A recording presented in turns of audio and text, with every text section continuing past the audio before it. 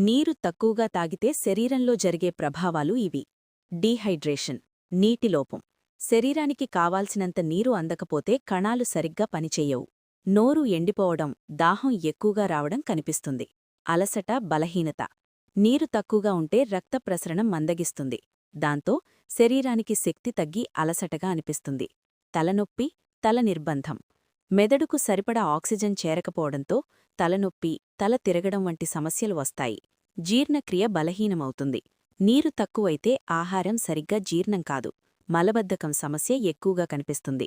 చర్మం పొడిబారడం. శరీరంలో తేమ తగ్గితే చర్మం పొడిగా, ముడతలు వచ్చినట్లు కనిపిస్తుంది.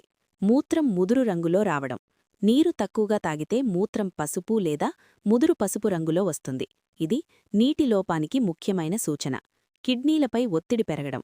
విషపదార్థాలను బయటకు పంపేందుకు కిడ్నీలకు నీరు అవసరం. నీరు తక్కువైతే కిడ్నీ స్టోన్స్ ప్రమాదం పెరుగుతుంది.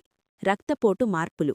నీటి లోపం వల్ల రక్త పరిమాణం తగ్గి లో బీపీ లేదా అకస్మాత్తుగా తలనిర్బంధం రావచ్చు. కండరాల నొప్పులు, క్రాంప్స్.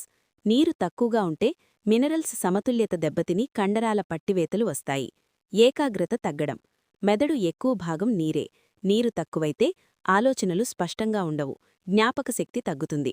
చిట్కా: రోజుకు కనీసం 2.5 మొదలు 3 లీటర్ల నీరు తాగితే శరీరం ఆరోగ్యంగా ఉంటుంది.